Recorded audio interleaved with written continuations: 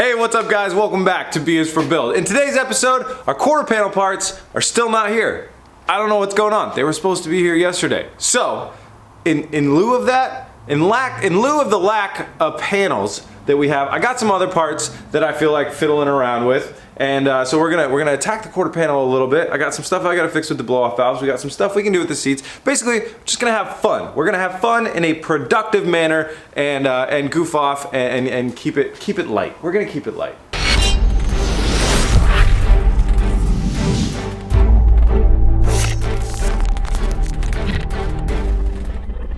Before we get down to work, I want to take a second out to thank our sponsor. This episode is sponsored by Skillshare. Skillshare is a wonderful place to go online to learn new skills, hence the name Skillshare. They have over 22,000 different courses from all sorts of different things that you can learn. I've taken classes in videography and editing to try and up the quality of BS for Build.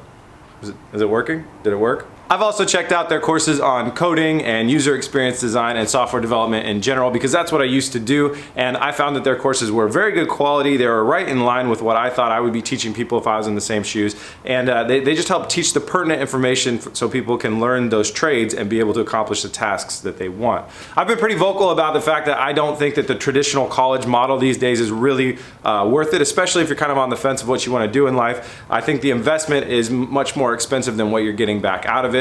Places like Skillshare lower that investment down. It starts around just $10 a month if you want to start jumping on Skillshare. It lowers down that investment and you can take the time to take your passion and turn it into a career. It's exactly what I did. I was self-taught in software and I learned online and I was able to grow that into my professional career, which was a wonderful experience. So I love things like Skillshare and I stand behind it 100%.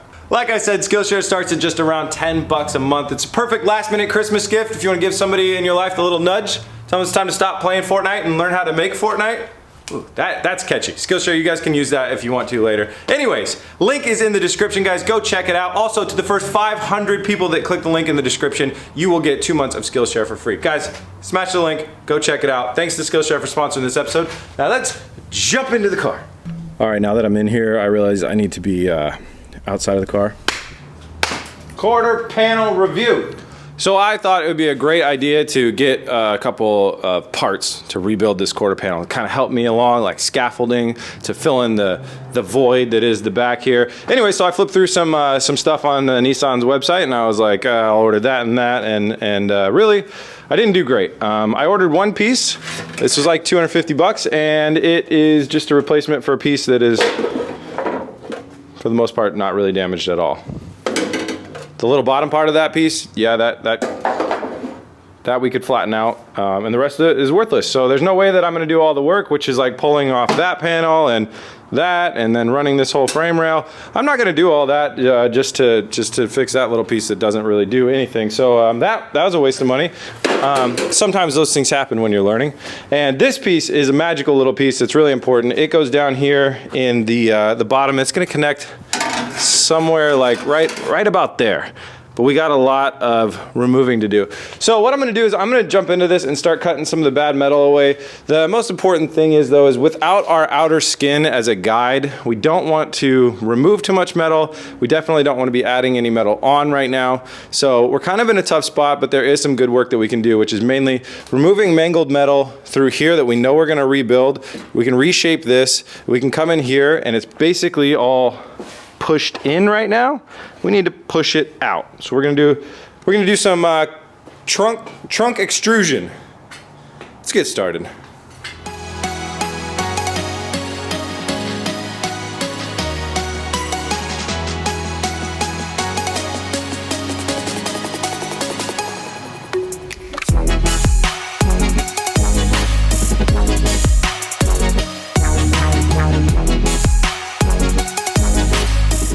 All right, we got this a little bit cleaned up around here, and we exposed this seam right here that's got a little bit of separation that we're gonna weld back together a little bit later.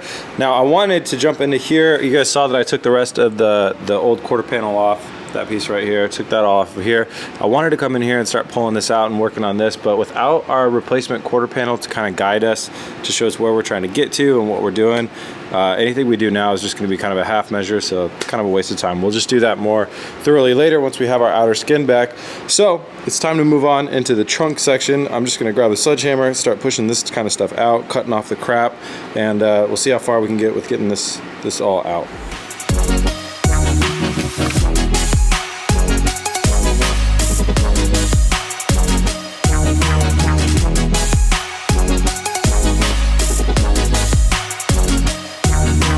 The old sledgehammer barely did anything. Definitely wasn't gonna just kind of pop that section back out like I wanted it to. So what I've done is cut away some of the garbage metal to get that out of the way, and then I've got down to bare metal in a couple key areas that I want to pull from. And what I'm going to do next is grab the MIG welder, and I'm going to weld on some studs, and then I'm going to use the slide hammer to pull on a few different spots and see if we can kind of get this thing to come back out and keep trimming away the garbage metal.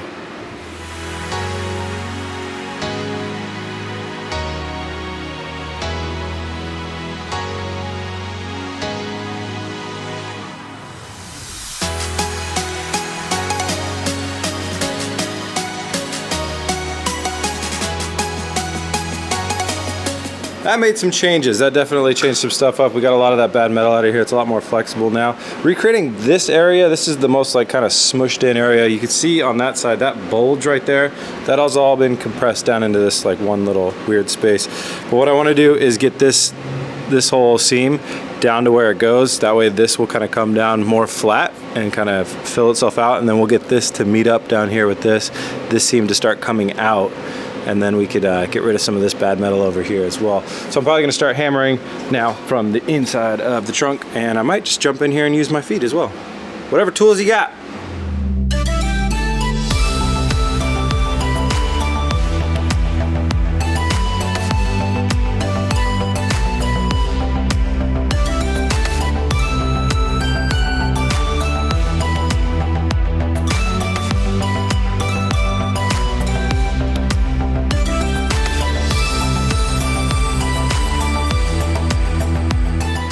Okay, so this inner wheel well was getting bent out the wrong way. It was actually coming in when it's supposed to go up, and it had a bunch of gouges in it anyway, so I took a second and thought about it. I was like, I'm gonna be repairing that, not repairing it, replacing it anyways, so why not just go ahead and cut it out now, and it'll make all this other stuff a lot easier to bend around. So now that that's out, hopefully I can get this piece down to meet up here and this stuff out here, etc.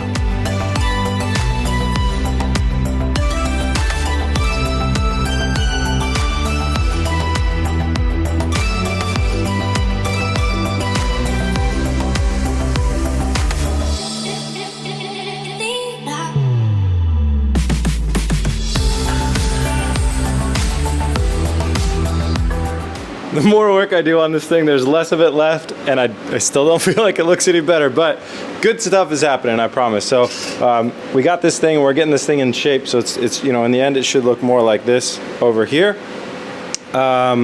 We got some of that other bad metal out of there. I was working on cleaning this area out, trying to salvage this bottom piece, but it's not salvageable, so what we're gonna do is we're gonna make a cut there, and that's where we will weld on a new piece, and then we're gonna focus on salvaging this back piece. So I'm gonna make a cut through here and through here, right along this seam, and then we'll flatten that out, and that's right where our new piece actually fits in. So that'll be good for right there.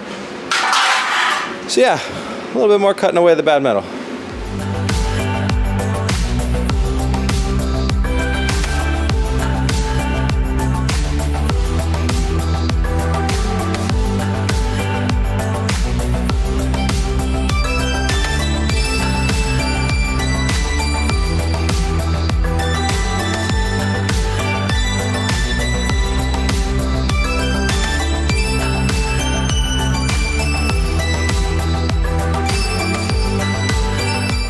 All right, I feel like it's finally looking a little bit better. So here's the strategy overarching kind of what's going on.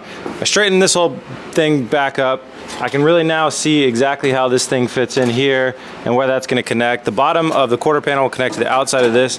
The bottom of this piece connects with the floor right there. So that's one of the, you know, kind of things that we're gonna figure out once we have that outer skin. So we'll connect the floor in here.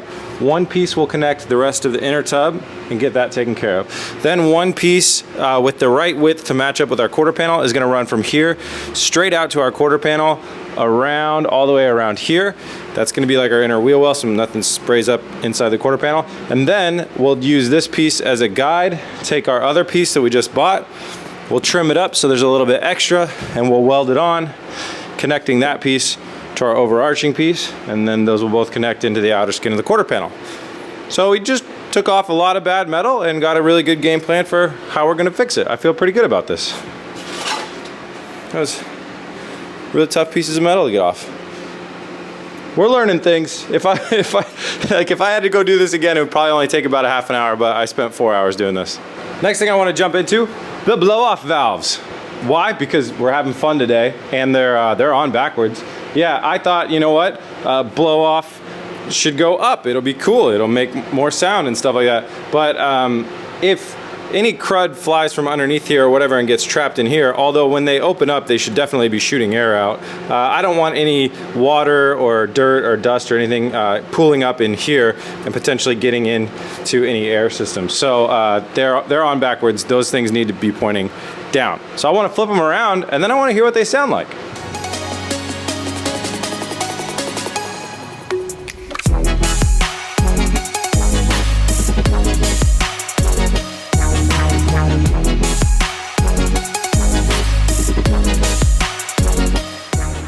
Got the blow-off valves flipped around.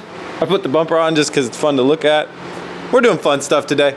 So I'm gonna go ahead and make some adjustments on these. We're going full atmosphere.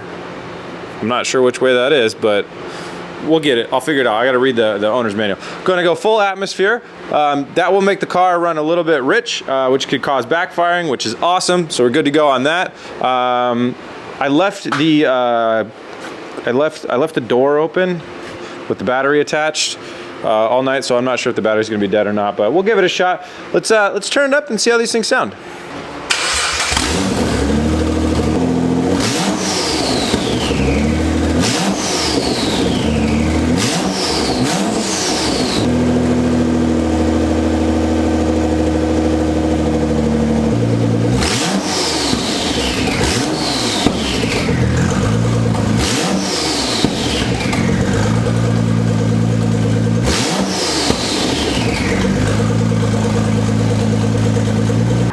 I got tired of inhaling exhaust fumes.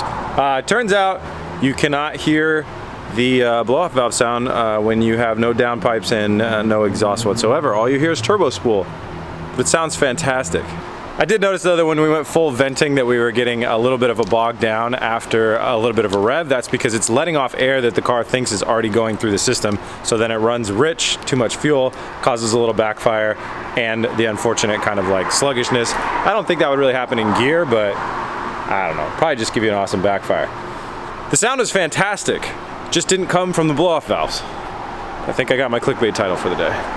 Time to switch gears for the day. You guys might remember this car, you might not. This is my Lotus Evora. We rebuilt it on the channel. There's a playlist if anybody wants to see how it was done. We recently did some work on it, and then I got it out on the street, and I had some really bad steering wheel wobble. Chelsea and I want to drive this thing to Christmas because it looks like Santa Claus.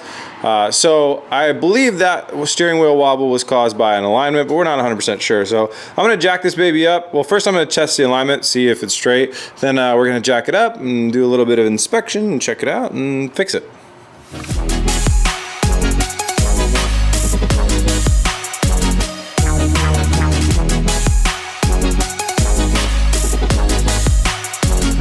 Had some interesting findings. I found out that the front is just towed in a tiny little bit, not too much. Shouldn't really be causing the problem that we have, but I can adjust that and fix that. And then I found out that the rear is towed in somewhat badly. So we're gonna go ahead and I'm gonna make the adjustment on this wheel because that's the one that got hit and had the new tie rod put in. So I'm gonna jump under there and make the adjustments as well as kind of do an inspection and make sure everything looks safe in the front steering rack area.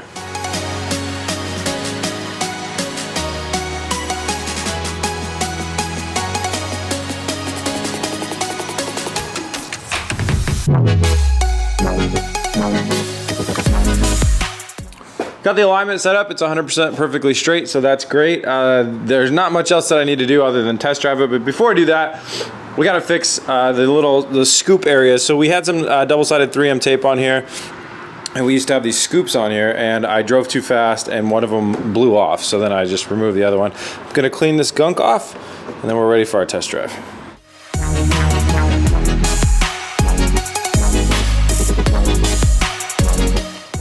Piece for build at the leading edge of adhesive remover time lapses. Pretty proud of that. It's nice and clean. I am packing the crap up off the car. It's time to take it on a test drive. The wheel wobbling was happening at about 70 plus miles an hour, so we got to get it up to a high speed, and let's see how it does. All right, we shipped the car to Mexico. Things are going great, and here we go up to speed. No, we're not in Mexico, we're in California. That's the speed limit's 80 in California. Anyways, and we have no steering wheel shake, completely straight. Everything's feeling great. Nothing feels weird, hard braking, no pulling. That's fantastic. I cannot believe that all that was due to just a tiny bit of alignment. That's what it was. All right, got the old Fareoh ADM back in its spot. It spent its first day out in the rain, but it's doing okay. Turns out it's pretty much waterproof. Not like bottom of the ocean, you guys get it. Anyways, thank you guys all so much for watching. In the next episode, there will be quarter panel action. We're gonna get that thing rebuilt. But unfortunately, the next episode is gonna be about a week away. I'm taking a little bit of time to spend Christmas with my family. It is unfortunate timing, I know, but don't worry. We will have the GTR wrapped up in January because we have a really fun collab to do with it that's already scheduled. So, yeah, good stuff coming, but I apologize for the delay. I'll see you guys soon. Please remember to like and subscribe, and if you get bored while I'm gone at Christmas, watch the Evora playlist, or the amphibious BMW. We built a car that floated and we drove it into a river. You guys should check it out. All the playlists are on the channel. Thank you guys so much for watching. I'll see you guys next time. Peace!